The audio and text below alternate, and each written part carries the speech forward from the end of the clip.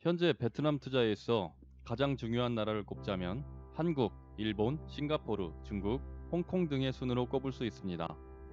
1988년부터 작년까지 베트남 투자 순위를 보면 한국이 677억 달러로 단연 1위를 차지하고 있는데요. 작년만 놓고 보면 한국이 2년간 1위였던 일본을 밀어내고 9조 2천억 원을 투자해 1위 투자국으로 나타났고, 홍콩이 9조 1천억 투자로 2위, 3위는 5조 2천억을 투자한 싱가포르로 나타났습니다. 그리고 4위는 4조 8천억 달러를 투자한 일본, 5위는 4조 7천억 달러를 투자한 중국 순으로 나온 바 있습니다. 2위인 홍콩도 중국의 영향에서 자유롭지 못한 것으로 볼 때 한중일 베트남 경제에 절대적인 영향을 주는 것을 알 수 있습니다.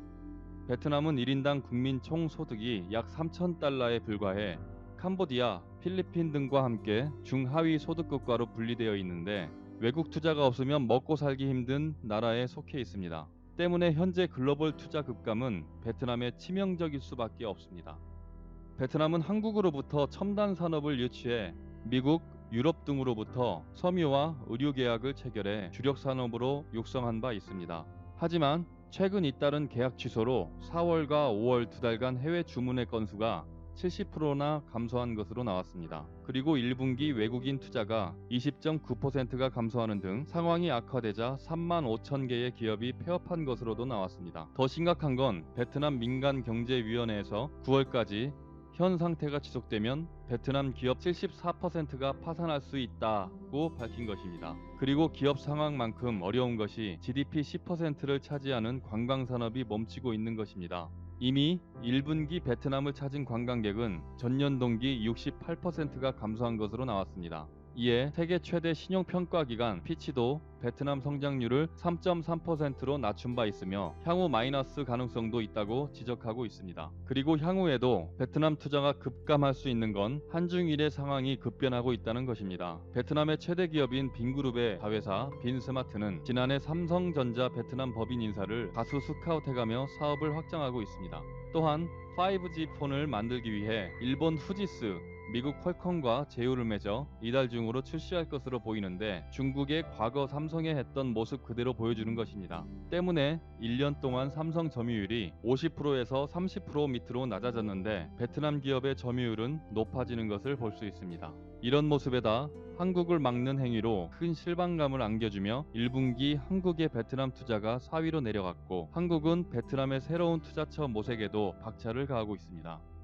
이미 미얀마를 베트남의 다음 차기 생산기지로 꼽으며 국민, 기업, 산업은행이 진출하기 시작했고, 미얀마 양곤 인근에 약 300개 기업이 입주 가능한 한 미얀마 경제협력 산업공단도 신규로 조성 중입니다. 미얀마는 베트남보다 인건비가 절반 가까이 저렴하고 생산 가능 인구가 70% 정도라 그에 맞는 산업이 정착할 것으로 보입니다.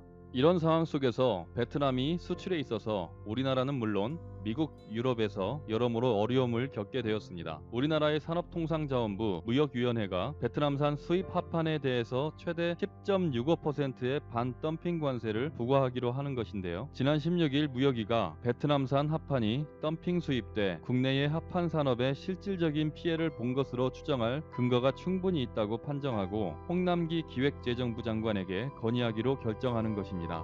건설 현장에 거푸집, 건축, 가구 등 목재 합판의 시장 규모는 2018년 약 9천억대 수준으로 베트남산이 최근 급증하면서 국내 시장의 40%에서 50%를 점유하고 있는데요. 이렇게 베트남 업체들에 대한 반덤핑 관세 부과는 차츰 늘고 있는데요. 제조업 경험이 축적되며 토종 브랜드들이 나오고 있어서입니다. 2017년에는 베트남산 회로, 실리콘 망간에 대해서 5년간 반덤핑 관세 부과 결정이 내려지기도 했습니다.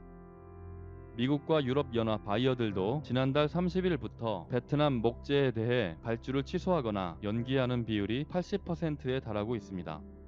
지난해 베트남의 목재 수출액은 전년 대비 19.5% 증가한 106억 달러를 기록하며 10대 주요 수출품 7번째를 차지하고 있을 정도인데요. 베트남의 목재 최대 시장은 미국, 일본, 중국, 한국, 그리고 유럽 순입니다. 따라서 최대 시장 대부분에서 수출 판로에 어려움을 겪고 있는 건데요. 이번 일로 베트남 기업들이 입을 손실은 최소 3조 동에 이를 것으로 추산되고 있는데요. 베트남 언론인 VN 익스프레스에 따르면 현재 2만 1,400여 명의 근로자들이 무급 휴직에 들어갔고 전국 35만 명 이상의 목재 기업 근로자들이 실직할 위험에 놓여 있다고 합니다. 우리나라 관계 당국의 결정에 속 시원하다는 네티즌들의 반응이 많습니다.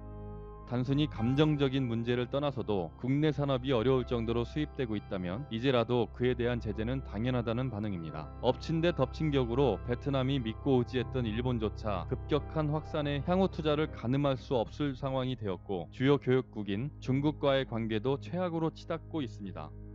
이달 2일 남중국해 인근 해상에서 베트남 어선이 중국 해안감시선과 충돌하며 침몰하였고 베트남은 중국 측의 진상조사와 재발방지 손해배상을 요구한 바 있습니다. 때문에 베트남은 아세안 회원국에 대규모 군사훈련을 제안하였고 미국에게도 손을 내밀고 있습니다.